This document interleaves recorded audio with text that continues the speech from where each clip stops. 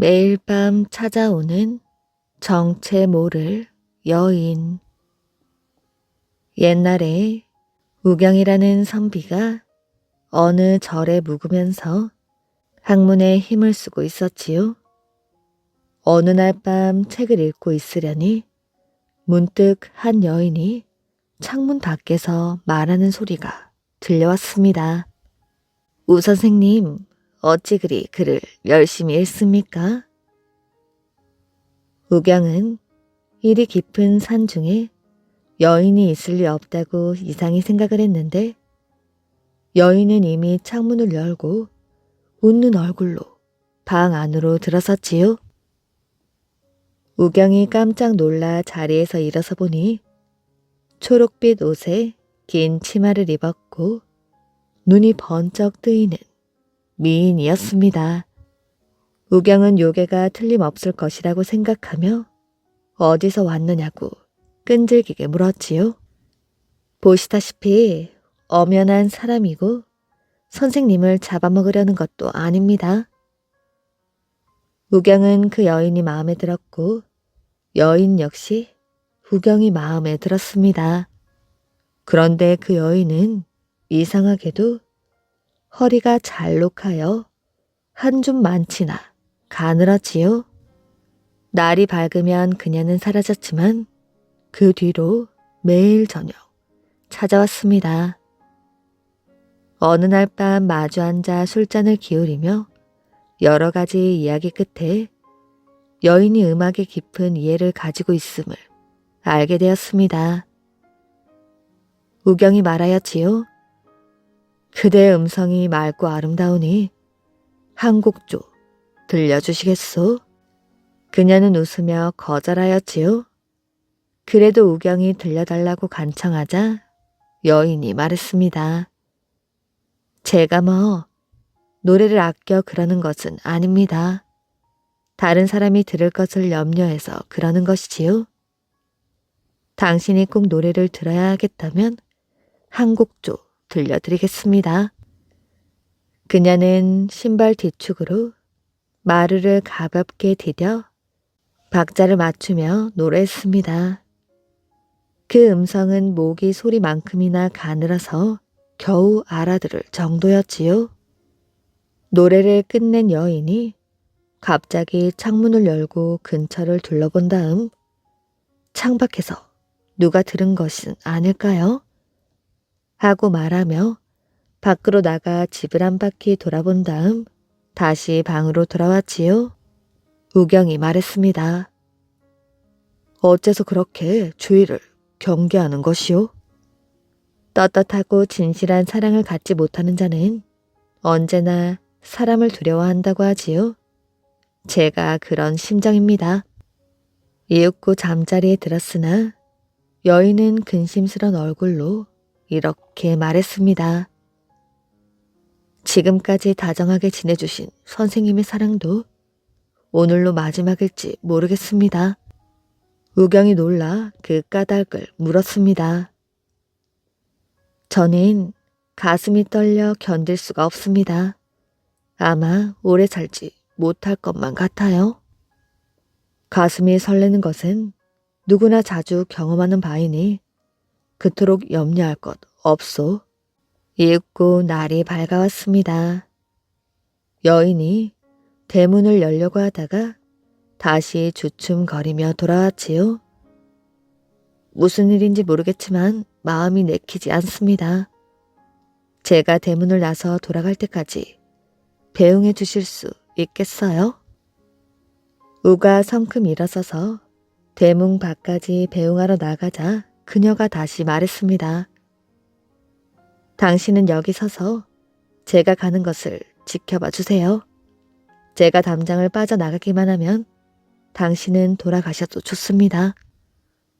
우경은 그녀가 긴 길에 구부러진 데까지 가서 그 모습이 보이지 않게 되자 들어와서 다시 한잠을 자려 할 때 구원을 청하는 그녀의 목소리가 귀가 따갑도록 들려왔습니다. 우경이 급하게 달려나가 주위를 두리번거렸으나 여인의 모습은 아무데도 보이지가 않았지요.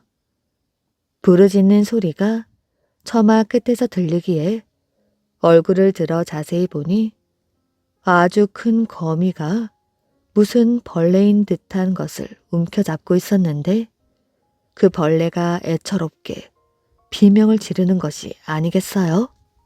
우경은 거미를 떨어뜨리고 몸에 감긴 거미줄을 떨쳐 주었습니다. 자세히 보니 그것은 초록색 벌이었는데 금세 숨이 끊어질 것만 같았지요. 우경은 그 벌을 방 안으로 가지고 와서 탁자 위에 놓아두었습니다. 초록벌은 얼마 동안 가만히 있다가 이윽고 기어가기 시작하더니 조용히 벼루 위로 올라갔지요. 그리고 몸을 먹물 속에 담그더니 먹물을 적셔 가지고 나와서 탁자 위에 엎드린 채로 기어서 감사하다는 글자를 써놓고는 창밖으로 날아가 버렸습니다. 그 뒤에 그녀는 다시 그 모습을 나타내지 않았다고 합니다. 항아리 속에 있는 여인. 옛날 어느 마을에 어여쁜 처녀 총각이 만나 결혼식을 올렸습니다. 이 두 사람은 금슬이 좋아 동네 사람들의 부러움을 샀습니다. 하루는 남편이 아내에게 말하였지요. 지난 가을에 담가놓은 포도주가 부엌에 있지. 같이 한잔 하자고. 좋아요. 곧 가져올게요. 아내는 부엌으로 가서 항아리 뚜껑을 열었습니다. 그런데 항아리 속에서 젊은 여인이 자기를 올려다보고 있는 것이었습니다. 아내는 깜짝 놀랐습니다. 웬 여자가 항아리 속에 숨어있지? 아내는 항아리 속에 자신의 얼굴이 비친 것을 까맣게 몰랐습니다. 그래서 씩씩거리며 돌아와 남편에게 소리쳤지요. 난 당신이 그런 사람인 줄 몰랐어요. 나 말고 다른 여자를 항아리 속에 숨겨 놓다니요. 남편은 어리둥절한 표정을 지었습니다. 갑자기 그게 무슨 말이요? 숨겨놓은 여자라니? 남편은 부엌으로 가서 항아리 뚜껑을 열었습니다. 그러자 잘생긴 남자가 그 속에 숨어있는 것이었습니다. 남자를 숨겨놓고 엉뚱한 소리를 하다니. 이런 못된 여편네 같으니라고. 뭐라고요? 말 다 했어요? 나에게 뒤집어 씌워요? 남편과 아내는 서로 손가락질하며 한바탕 싸웠습니다. 이날부터 두 사람은 원수 사이가 되었습니다. 한 집에 살아도 서로를 잡아먹지 못해 으르렁거렸습니다. 이런 이야기를 들은 장인 장모가 달려왔습니다. 장인 장모는 그동안의 이야기를 듣고 부엌으로 가서 항아리 속을 들여다보았지요. 젊은 남자 여자가 있기는 쭈그렁 영감이 들어있는데. 아니에요. 할머니가 있어요. 그런데 할머니가 어쨌다고 애들이 원수처럼 싸우는 것이지요. 이해할 수 없네요. 이렇게 집안이 시끌시끌하자 마침 부처님의 제자 한 사람이 그 집 앞을 지나다가 집안을 기웃기웃했습니다. 사연을 전해드린 그는 항아리를 열어보고는 기가 막힌 듯이 웃음을 터뜨렸지요.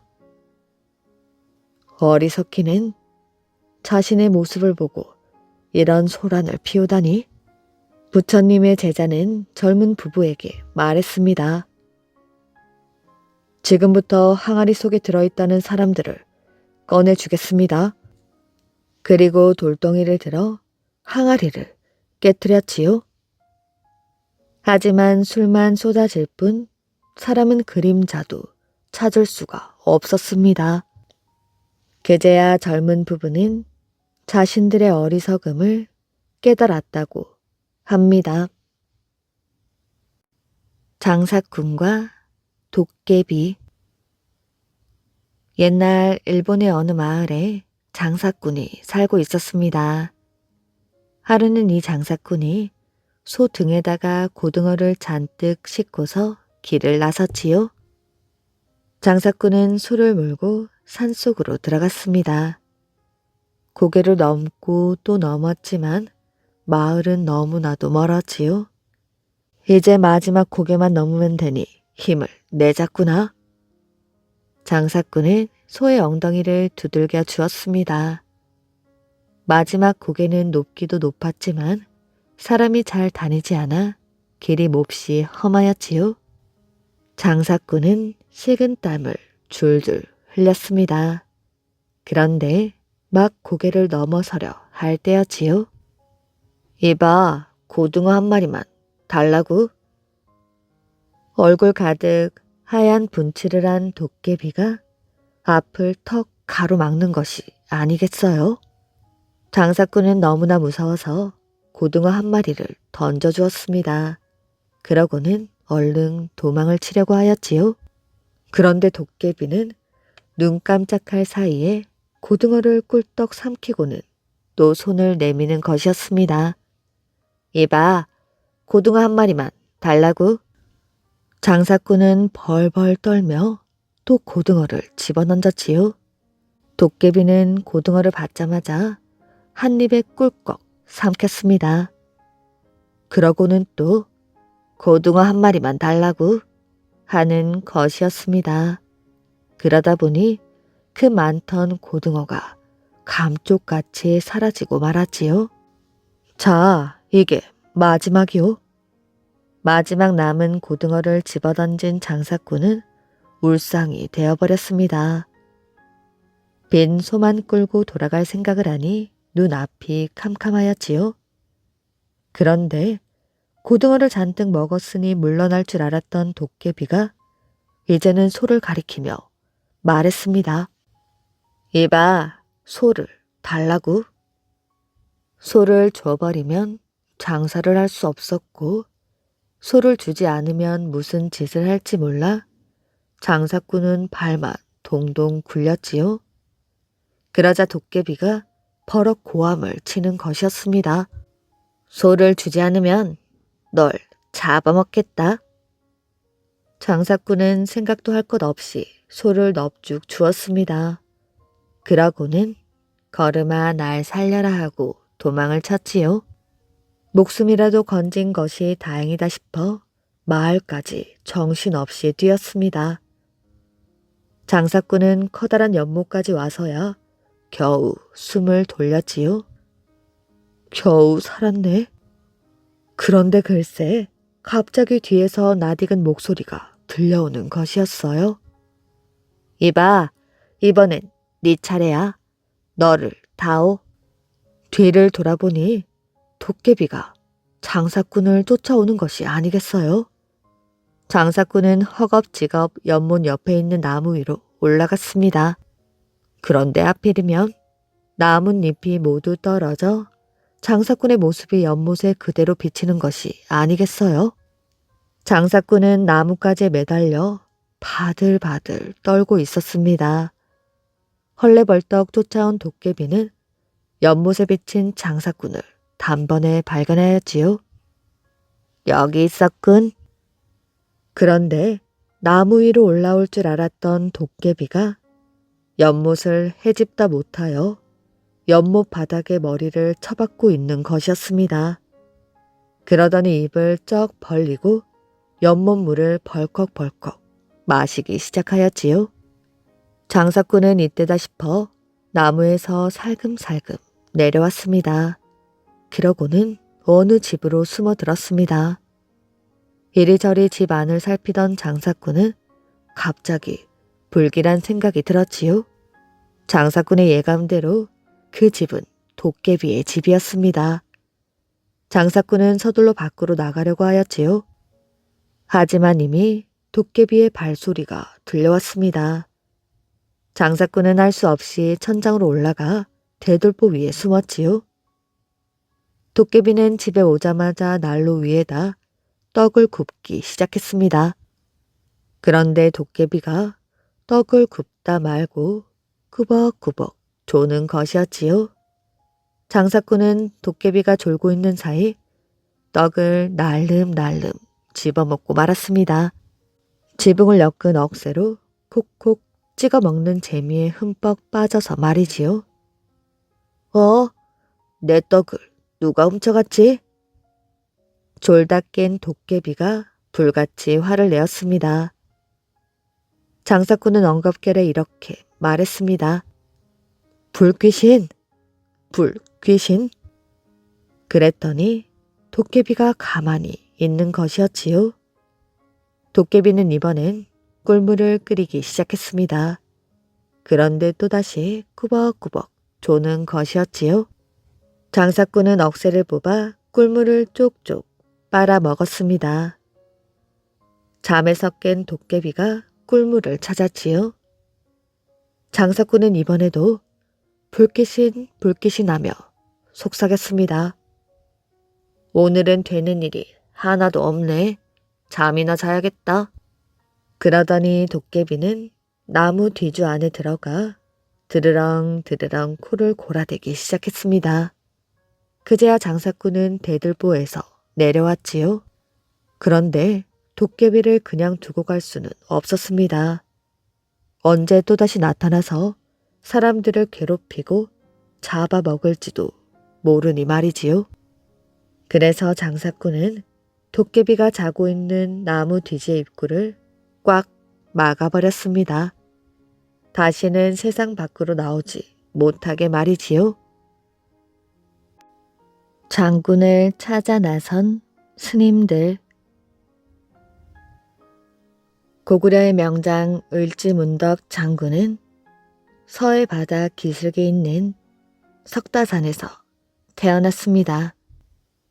이 산 기슭에는 적성골이라고 부르는 작은 마을이 있었는데 이 마을에 마음씨 착하고 부지런한 여인이 농사를 지으며 살고 있었습니다. 무더운 여름 어느 날이었습니다. 여인은 그날도 여느 때와 마찬가지로 밭에 나가 김을 매다가 점심때가 되어 집으로 돌아오려는데 갑자기 머리 위에서 새가 날아가는 소리가 들렸습니다.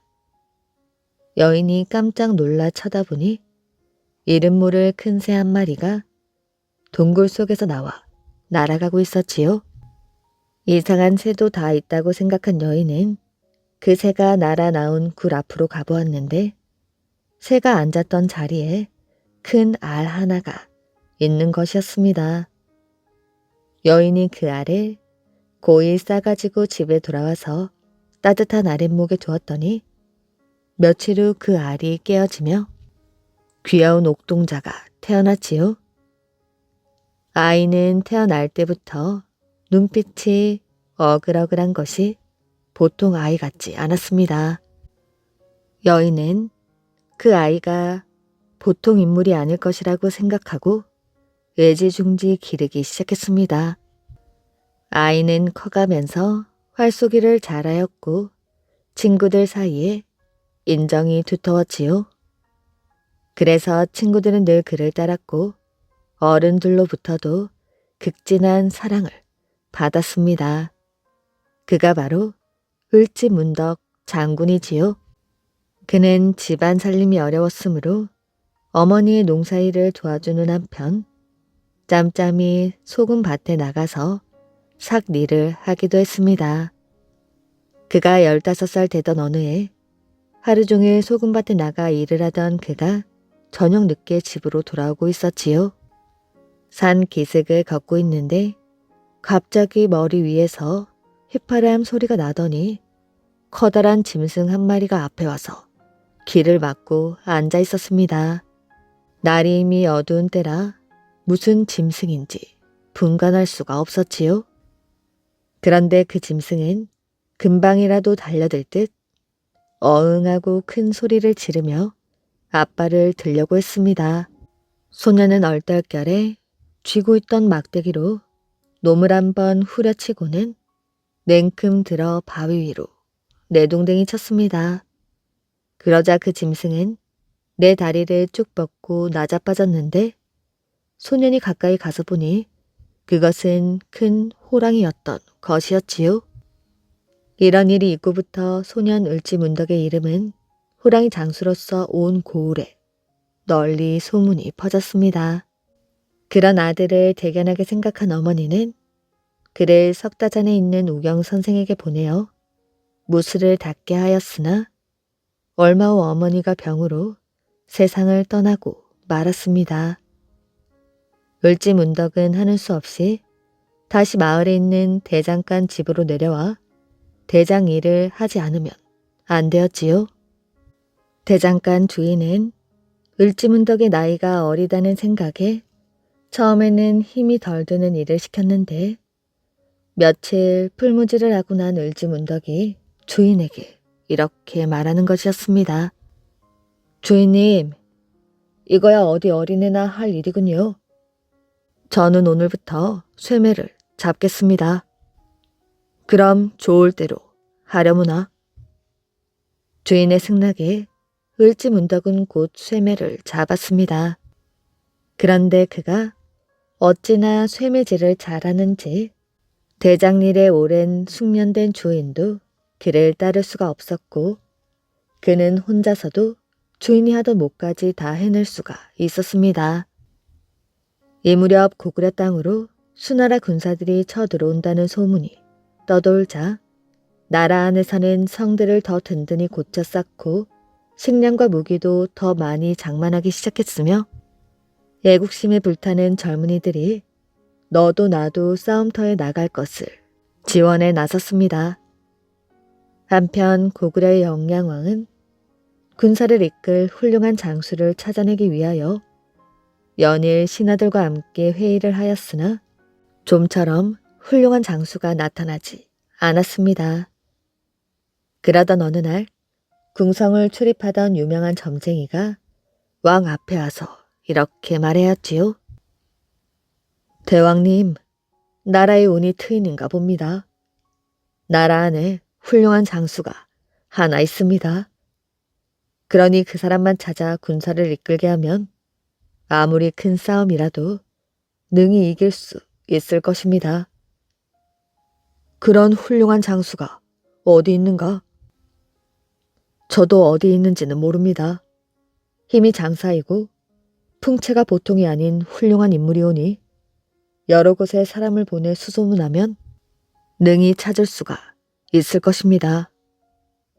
왕은 온 나라의 스님들에게 점쟁이가 일러준 힘센 장수를 찾아오라고 어명을 내렸고 어명을 받은 스님들은 전국 각 지방을 이잡듯이 돌아다니며 장수를 찾기 시작했습니다. 그러던 어느 날이었지요.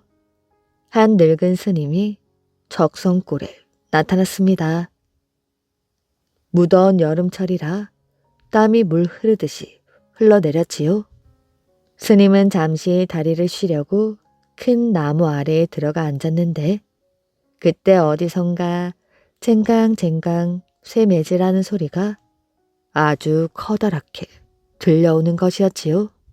스님이 사방을 둘러보니 멀지 않은 곳에 대장간이 보이고 안에서는 늙은이와 젊은이가 망치질을 하고 있는 모습과 그 둘레에 사람들이 모여 이야기를 나누고 있는 모습이 눈에 들어왔지요. 늙은 스님은 대장간으로 다가가 그 앞에 모여있는 사람들을 찬찬히 살펴보았으나 스님이 찾는 그런 장수는 없었습니다. 헛걸음을 했다고 투덜거리며 돌아서 나오려는데 쾅쾅 하는 쇠매 소리가 유달리 크게 울려 나오기에 스님은 얼굴을 돌려 망치질 소리의 임자를 자세하게 쳐다보았습니다. 저 사람이로군. 순간 그는 자기도 모르게 소리쳤습니다. 한 청년이 우통을 벗어 던지고 큰 쇠매로 모루 위에 놓인 쇠붙이를 내리치는데 남이 서너 번을 내리쳐도 못 해낼 것을 그는 단번에 척척 잘 해내는 것이었습니다.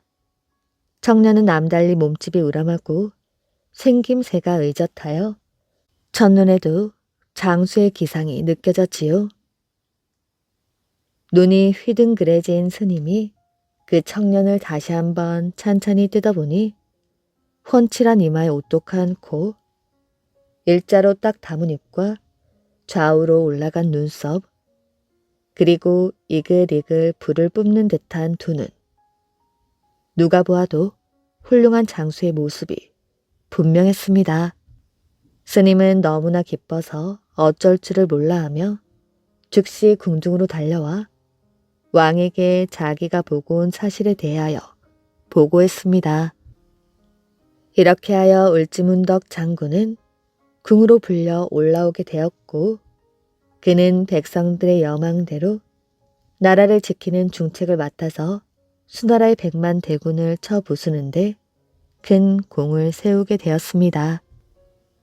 지금도 평안남도 증산군에 있는 석다산에 올라가면 을지문덕 장군이 쓰던 돌집이 있고 그 안에는 돌로 만든 책상도 있다고 하며 또 석다산 맞은편의 높은 산을 마우산이라 부르는데 이것은 을지문덕 장군이 타고 다니던 말이 나온 산이라는 뜻이라고 합니다.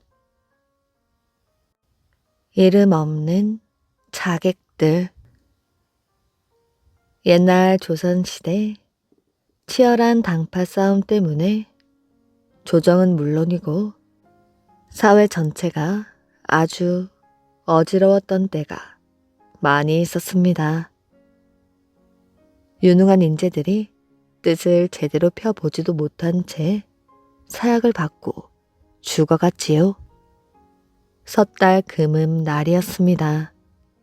천민과 상인들이 드나들고 죄수들이 이 문을 나가면 영영 돌아오지 못한다는 수구 문 밖 고개 마루턱에 찌그러진 삿갓을 깊숙하게 눌러 쓴 사나이 하나가 나무 등걸 위에 걸터 앉아 있었습니다.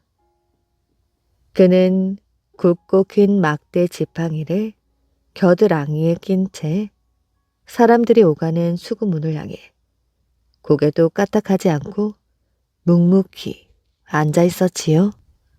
정오가 조금 넘었을까 하늘에 잿빛 구름이 낮게 깔려 있어서인지 더욱 음산하고 마치 변이라도 일어날 것만 같은 살기가 온 몸에 감겨드는 날씨였습니다. 이 사내가 한 식경이나 묵묵히 앉아있을 쯤이었지요. 수구문 옆 허물어진 돌담 위로 건장해 보이는 또 한 명의 사내가 나타났으며 그의 손에는 커다란 장검이 쥐어져 있었습니다.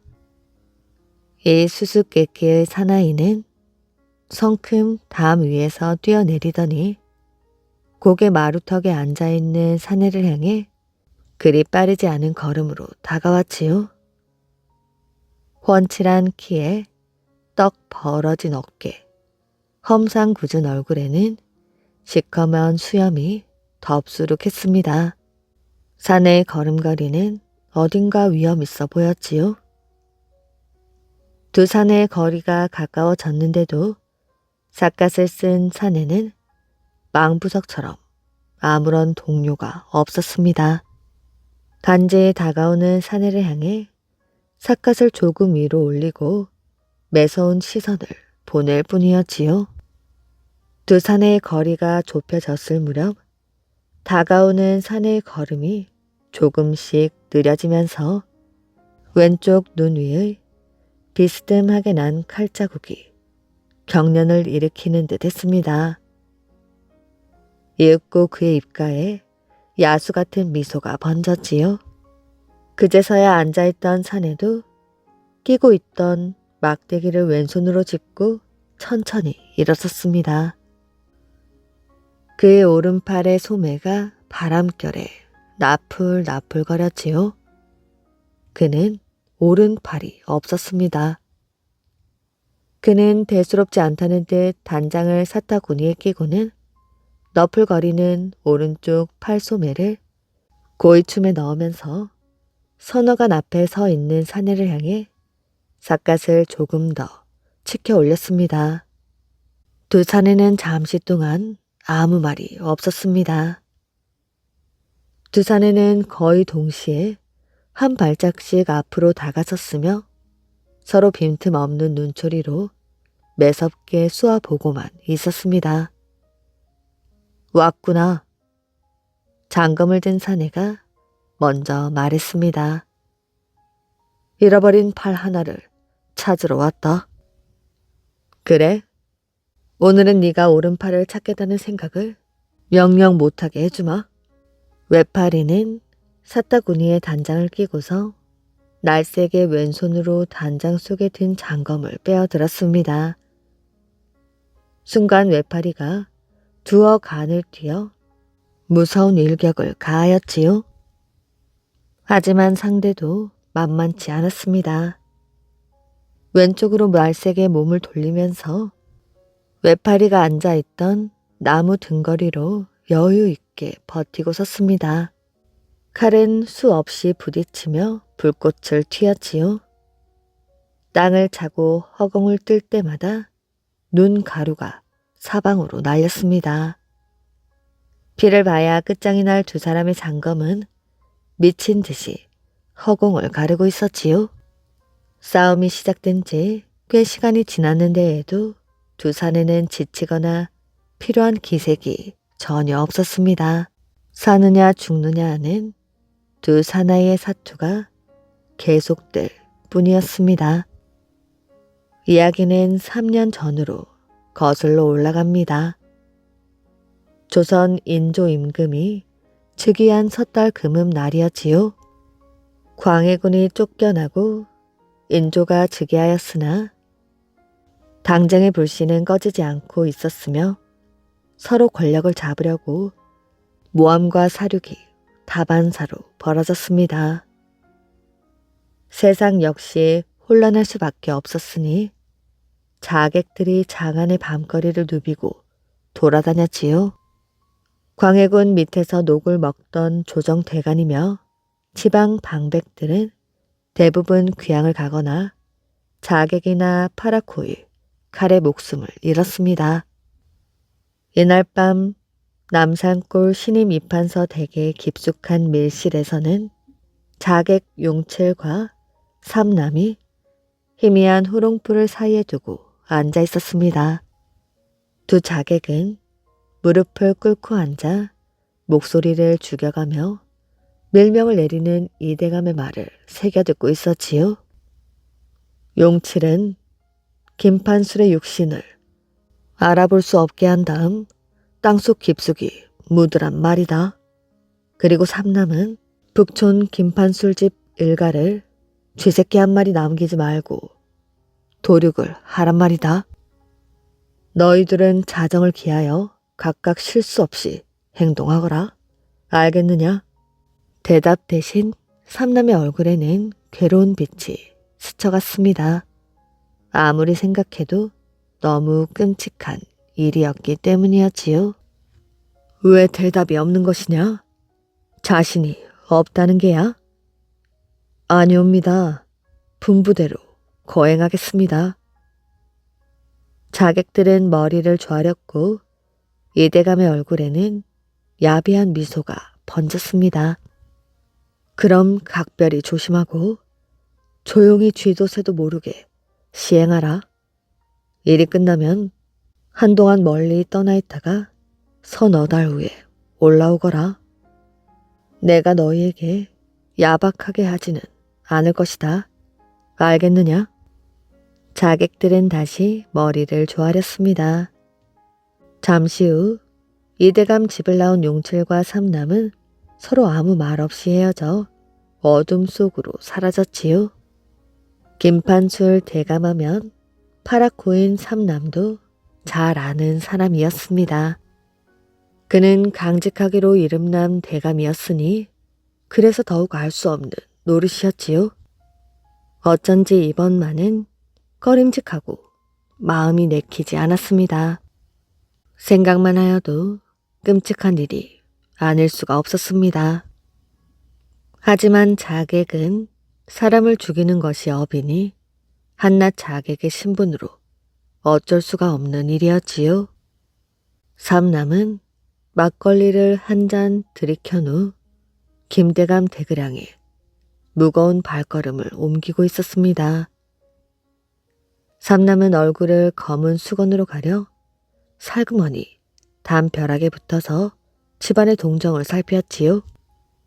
이윽고 높다란 김대감댁 담을 성큼 넘어서 뒤뜰 헛간 옆으로 가볍게 뛰어내렸습니다. 장안의 파라코돌 중에서도 삼남의 귀신 같은 솜씨는 유명했으며 그의 검술은 용출도 겁을 낼 정도였습니다. 집은 그리 크지 않았으며 기역자형의 아담한 집이었습니다. 방은 3개뿐이고 불은 모두 꺼져 있었으며 동쪽 대청 마루와 붙은 작은 방 창문에만 불빛과 함께 사람의 그림자가 비치고 있었습니다. 잠들지 않은 사람부터 처치하는 것이 순서였으니 그래야 소란스럽지 않기 때문이었지요. 이때 방 안에서 말소리가 들려왔습니다. 천지신령님, 저희 아버지를 살려주십시오. 아무 죄도 없는 저희 아버지를 제발 살려주십시오.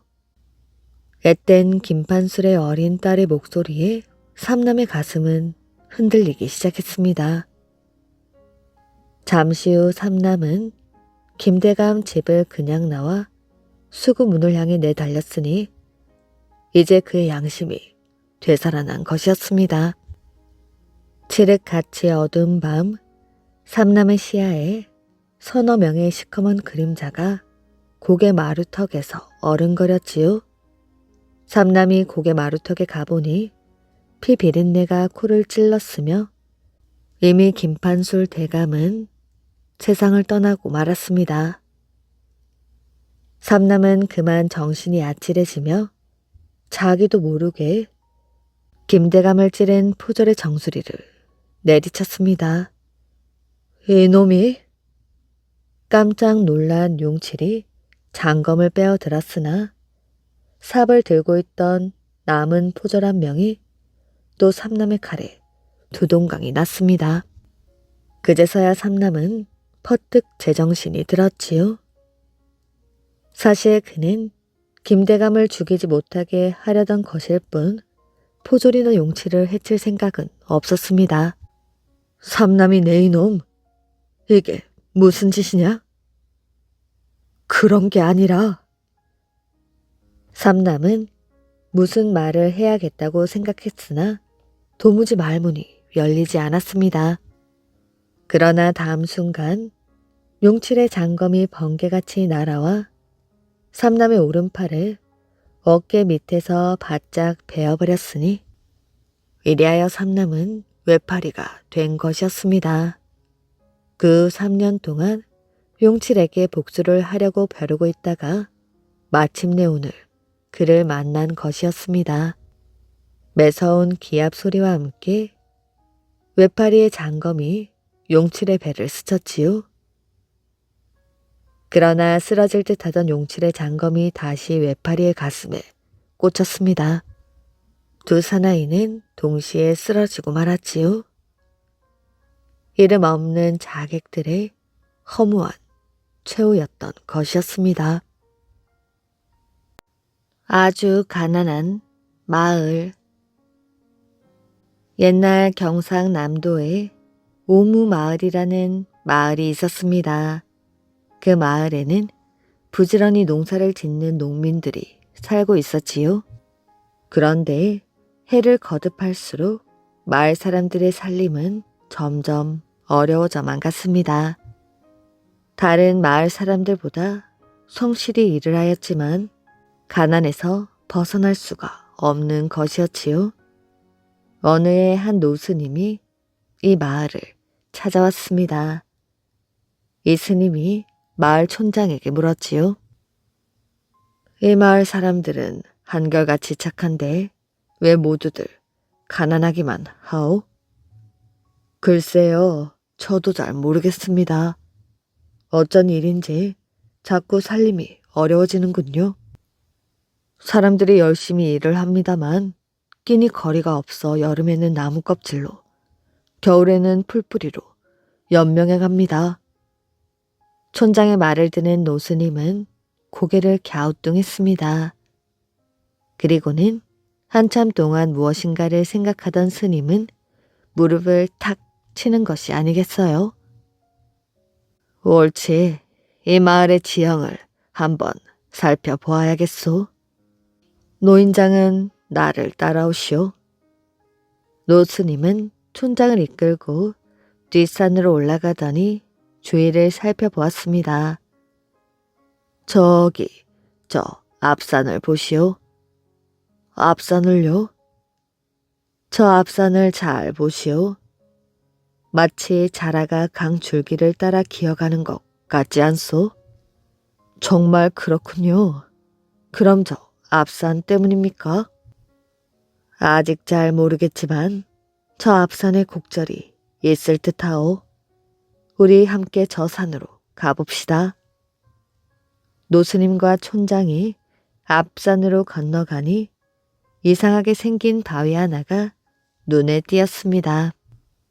스님, 바위가 꼭 자라 모양으로 입을 벌리고 있군요. 촌장의 말에 노스님은 무엇을 깨달았는지 고개를 끄덕이며 손을 들어 바위를 가리켰습니다. 이제야 의문이 풀렸소. 저 못된 자라 바위는 노인장 마을의 양식을 먹고는 알을 낳을 때에는 저 건넌 마을을 향해 낳고 있는 형상이오. 그러니 노인장의 마을은 점점 가난해지고 건넌 마을은 점점 잘 살게 되는 것이오. 스님, 그럼 어찌하면 좋겠습니까? 저 자라 바위의 목을 부수시오. 그런데 큰 바위를 부술 만한 사람이 아무도 없었습니다. 그래서 촌장은 마을 사람들은 모두 불러 모아 노스님이 한 말을 들려준 후에 이 세상에는 바위의 목을 부술 만큼 힘센 장사가 없으니 옥황상제님께 비는 수밖에 없소. 그러니 석 달 열흘 동안 성심껏 제사를 지내야겠소. 이렇게 말했습니다. 이에 마을 사람들은 그날부터 제단을 쌓고 옥황상제에게 빌기 시작하였지요. 그런데 하루는 옥황상제가 일관을 불러 물었습니다. 저 소리가 무엇인고? 예, 어느 동네 사람들을 괴롭히는 자라바위가 있어온데 그 바위를 부술 장사가 없어서 옥황상제님께 비는 소리입니다. 그러면 선녀 중 그곳에 가본 선녀들이 있는가? 일관은 즉시 선녀들을 불러들였습니다. 소녀가 그곳에 가본 적이 있어옵니다. 그래? 네 보기에는 자라바위가 어떻더냐? 예, 그 자라는 성질이 포악하여 소녀들이 놀러 나가면 행패를 부리곤 했습니다. 선녀의 말을 들은 옥황상제는 화가 나서 큰 소리로 명하였습니다. 즉시 힘센 장사 5을 하계로 보내어 그 못된 자라바위를 부수도록 하라. 옥황상제의 명을 받은 장사들은 인간 세상에서는 볼 수 없는 별의별 도구들을 가지고 하계로 내려오게 되었습니다. 촌장이 제단 앞에서 꾸려 엎드려 빌고 있을 때 벼랑간 험상궂게 생긴 무사들이 나타났지요. 놀라지 마시오. 우리는 하늘에서 내려온 장사인데 노인장을 해치지 않을 터이니 안심하시오. 우리는 동네 사람들을 괴롭히는 저 자라바위를 부수라는 옥황상제의 명을 받고 내려온 장사들이오. 우리가 저 자라의 목을 부술 터이니 이젠 마음을 놓으시오. 5 장사들은 천상에서 가져온 각종 도구로 자라바위의 목을 부수기 시작했습니다. 그리고 드디어 자라바위의 목이 떨어져 나갔습니다. 그러자 자라바위는 어흥하며 울부짖었지요. 마을 사람들에게 괴로움을 주던 자라바위를 부순 5 장사들은 다시 청계로 올라갔으며 그 후부터 이 오무 마을은 살림이 윤택해지고 평화스럽게 잘 살았다고 합니다. 사람들은 하늘에서 5 장사가 내려왔던 마을이라고 하여 이름을 오무 마을이라 불렀고 촌장이 천상을 향해 제를 올렸던 자리를 당산이라 부르게 되었다고 합니다. 지금도 이 마을에는 머리가 잘린 자라 모양의 바위가 남아 있다고 합니다. 저승 왕에게 시집간 공주. 옛날 아프리카 어느 나라에 은화마카라는 아름다운 공주가 살고 있었습니다. 임금님에게 하나뿐인 외동딸이었지요. 은화마카는 임금님의 사랑을 독차지한 데다가 백성들의 부러움까지 한 몸에 받아 콧대는 높고 고집은 아주 세었지요. 이 세상에서 제일 가는 부자가 아니면 결혼하지 않을 것이야. 공주는 늘 이리 말하며 언제나 제일 비싼 옷과 보석으로 치장을 했습니다. 하지만 결혼할 나이가 다 되도록 은화마카가 찾는 남자는 나타나지 않았지요. 임금님과 신하들은 걱정을 했습니다. 그래서 눈을 조금만 낮추라고 슬쩍 말하곤 하였지요. 그럴 때마다 은화마카는 더더욱 콧대를 높이 세웠습니다. 언젠가는 나타날 거야. 그러던 어느 날 정말 은화마카가 기다리던 으리으리한 부자가 나타났지요. 수백 명의 부하를 싣고 수레마다 보석을 싣고 빛나는 황금 마차를 타고 찾아온 것이었습니다. 게다가 아주 잘생긴 얼굴이었지요. 은화마카는 그 사람에게 첫눈에 반해버렸습니다. 나는 저승의 왕입니다. 은화마카 공주, 나와 결혼을 한다면 당신은 이 세상에서 가장 행복한 신부가 될 것입니다.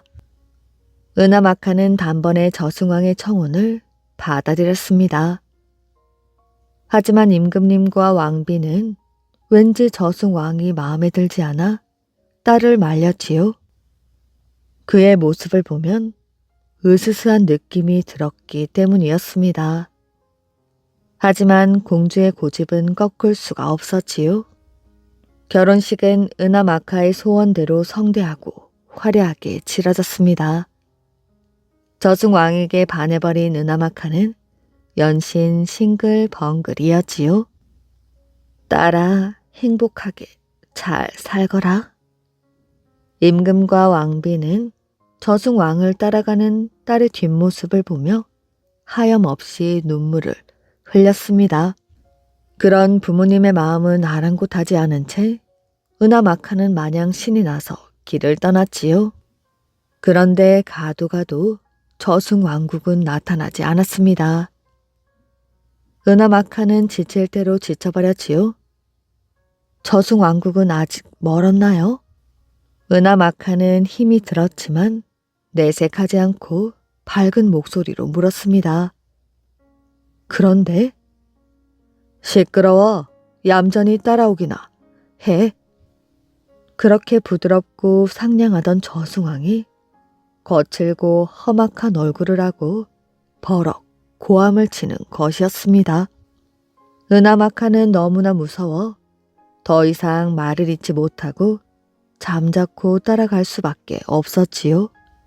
얼마 뒤 앞서가던 저승왕이 커다란 동굴 앞에서 걸음을 멈추었습니다. 여기가 나의 왕국이니 어서 들어가라. 저승왕은 동굴 안으로 은화마카를 확 하고 밀어버렸습니다. 은화마카는 비명과 함께 동굴 안에 내동댕이 처지게 되었지요. 아름답던 드레스는 흙투성이가 되었고 곱게 단장한 은화마카의 얼굴은 눈물 범벅이 되었습니다. 흐느끼던 은화마카는 이윽고 정신을 가다듬었지요. 그리고 동굴 안을 살피기 시작했습니다. 그런데 그 순간 갑자기 동굴이 흔들리는 것이 아니겠어요? 은하마카는 정신을 잃고 말았습니다. 은하마카는 갑자기 서늘한 기운이 얼굴을 스치고 지나가는 것을 느꼈지요. 그리고 눈을 번쩍 뜬 순간 은하마카는 비명을 지르고 말았습니다. 바로 눈앞에 아주 끔찍하게 생긴 괴물이 떡하니 버티고 서 있었기 때문이지요. 괴물의 모습은 너무너무 끔찍했습니다. 머리는 세 개로 갈라져 빨간 피가 뚝뚝 떨어지는 눈이 하나씩 박혀 있고 몸은 울퉁불퉁한 데다가 더러운 진물이 뚝뚝 떨어지고 있었습니다. 게다가 팔은 5개에다가 서 있는 다리는 7개나 되었지요. 저승왕국이 마음에 드니? 괴물이 말하자 메스꺼운 냄새가 코를 찔렀습니다. 누구세요? 제발 집으로 돌려보내주세요. 나와 결혼을 했으니 이제 너는 내 것이야. 장작불에 익혀 먹으면 아주 맛있을 게야. 은하마카는 그제야 부모님의 말을 듣지 않은 것을 깊이 후회하게 되었습니다. 아버지, 어머니. 하지만 후회해도 소용없는 일이었지요. 괴물은 장작불에 불을 붙이고 그 주위를 뱅글뱅글 돌며 춤을 추고 있었습니다. 은하마카는 그 틈을 타서 슬그머니 동굴 밖으로 나갈 수가 있었지요. 커다란 독수리 한 마리가 유유히 하늘을 날고 있었습니다. 독수리는 먹이 사냥을 나서는데 날카로운 부리와 발톱을 송곳처럼 세우고 있었지요. 차라리 저 독수리에게 잡아먹히는 것이 낫겠어. 그때 괴물이 흐느적거리며 은하마카에게 다가왔습니다. 이젠 정말 죽는구나. 그런데 갑자기 몸이 붕 위로 솟구치는 것이었습니다. 깜짝 놀라 눈을 떠보니 독수리에게 매달린 채 하늘을 날고 있었지요. 은하마카는 정신을 잃고 말았습니다. 얘야, 정신 차리거라. 희미하게 들리는 사람 목소리에 은하마카는 힘겹게 눈을 떴습니다. 그런데 눈앞에 엄마 아빠가 있는 게 아니겠어요? 은하마카는 부모님 품에 안겨 펑펑 울었습니다. 임금님은 딸을 구한 독수리에게 큰 상을 내린다고 하였지요. 그런데 독수리의 소원은 매일 병아리 한 마리씩 달라는 것이었습니다. 은하마카는 독수리를 보며 크게 반성하게 되었지요. 그 후 은하마카는 욕심도 부리지 않고 고집도 피우지 않는 아주 착한 딸이 되었다고 합니다. 의병장 조헌. 조선 중기의 학자이자 의병장인 조헌은 김포에서 태어났습니다. 그의 집안은 몹시 가난하여 어릴 때부터 산에서 뗄 나무를 해오고 밭에 나가 농사일을 거들어야 하였지요. 그러나 그는 한시도 책을 손에서 놓지 않았습니다. 일을 하다 잠시 쉴 때에도 책을 읽고 길을 걸으면서도 책을 읽었습니다. 그리하여 문과에 급제하여 벼슬길에 나간 그는 유생을 가르치는 일을 하게 되었지요. 그는 스승인 율곡이의 학문과 사상을 잇는다는 뜻으로 후를 후율이라 지었습니다. 그가 벼슬 자리에 있을 때 바른 말을 잘하여 벼슬 자리에서 여러 차례 쫓겨나기도 했습니다. 조언은 옥천으로 내려와 서당을 짓고 후율당이라고 이름을 붙이고는 그곳에서 제자들을 가르쳤지요. 임진왜란이 일어나기 한 해 전 일본에서 사신이 왔습니다. 저들의 속셈은 우리나라를 빼앗겠다는 것이 분명합니다. 그러니 일본 사신을 그냥 돌려보내서는 안 됩니다. 그러나 임금과 조정의 대신들은 코웃음을 쳤습니다. 조원은 상소가 받아들여지지 않자 주춧돌에 머리를 부딪혀 피를 흘릴 정도로 안타까워했습니다. 그는 다시 옥천으로 내려가 후율당에서 제자들을 가르치며 나라의 앞날을 걱정하고 있었습니다. 이듬해에 임진왜란이 일어나 왜군은 순식간에 우리나라에 온 강토를 짓밟았습니다.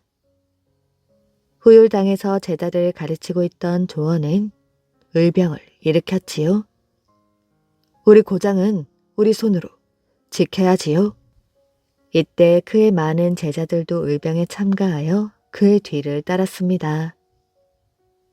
옥천에서 의병을 일으킨 조원은 의병 1600명을 이끌고 영주 도사가 이끌고 있던 승병과 힘을 합치었지요. 이들 의병과 승병들은 왜군에게 함락된 청주성을 공격하여 승리를 거두었습니다.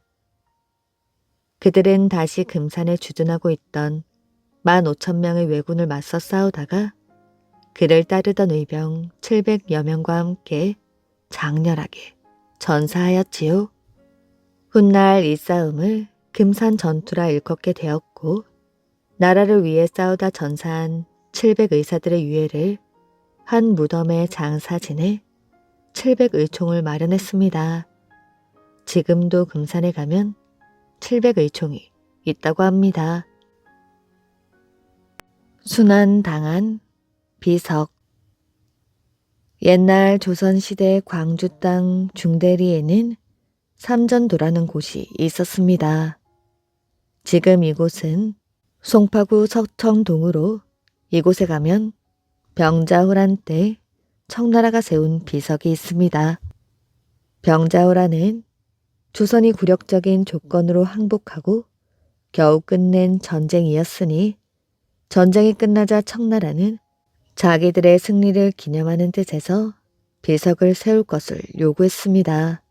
조정에서는 이 경석에게 비문을 짓게 하고 비문과 비석의 모양을 그린 다음 비석이 세워질 곳의 지형을 상세히 표시한 설명서와 지도를 함께 청나라에 보냈지요.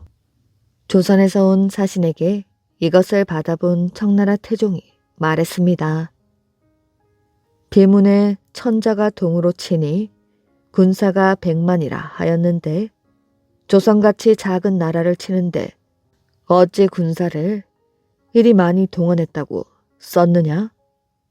이는 지극히 무엄한 일이니 100만을 10만으로 고치고 사용 문자도 청나라 글자로 쓰도록 하라. 물러갔다가 내일 아침에 다시 입궐하라. 그때 이 지도를 보고 다시 명할 것이다. 정태종의 명령대로 사신들은 그 이튿날 다시 입궐을 해야 했습니다. 비석을 받치고 있는 거북 받침대가 너무 약하구나. 그래서 비를 세우기가 어려우니 바탕을 다시 만들도록 하라.